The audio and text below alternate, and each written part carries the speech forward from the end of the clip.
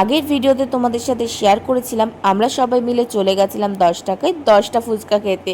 So তারপর বাড়ি আসার পথে হঠাৎই আমার মনটা চায় একটু মোমো খেতে। কি আর করা যাবে, মন যখন চেয়েছে খেতে তো আমাকে হবেই। তাই বাবা কিন্তু নিয়ে চলে গেছিল একটা মোমোর দোকানে, যে দোকানটার নাম ছিল PFC।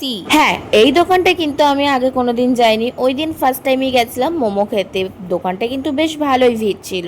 দোকানে গিয়ে লেট না করে 2 প্লেট মোমো অর্ডার দিয়ে দিয়েছিলাম, আর ওখানে 6 পিস মোমোর দাম কিন্তু 50 টাকা। কথায় আছে শখের দাম নাকি লাখ টাকা, তো ইচ্ছা যখন হয়েছে পূরণ তো করতেই হবে। তারপর কিন্তু কিনে নিয়েছিলাম একখানা চম্পা, যেটা খাতি খাতি বাড়ি আসছিলাম।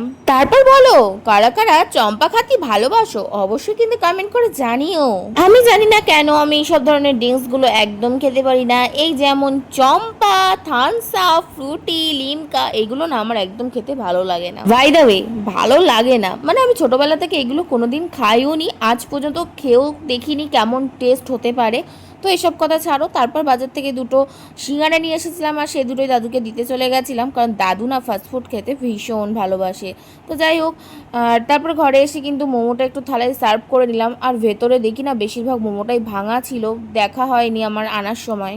কি আর করা যাবে। বাই দ্য ওয়ে, মোমো লাভার্সরা সব কোথায় গেলে তাড়াতাড়ি কমেন্ট করে জানাও কারা কারা মোমো লাভার্স আছো। যাই হোক, আমি আর লোভ সামলাতে না পেরে আমি কিন্তু অলরেডি খাওয়া শুরু করে দিয়েছি। আর মোমো খেতে আমার এত সুন্দর লাগে কি আর কব তোমাদের। মোমোগুলো যেমন সুন্দর খেতে ছিল, আর ভেতরে কিন্তু চিকেন একদম ভরপুর ছিল, আর স্যুপটাও খেতে একদম দারুণ ছিল।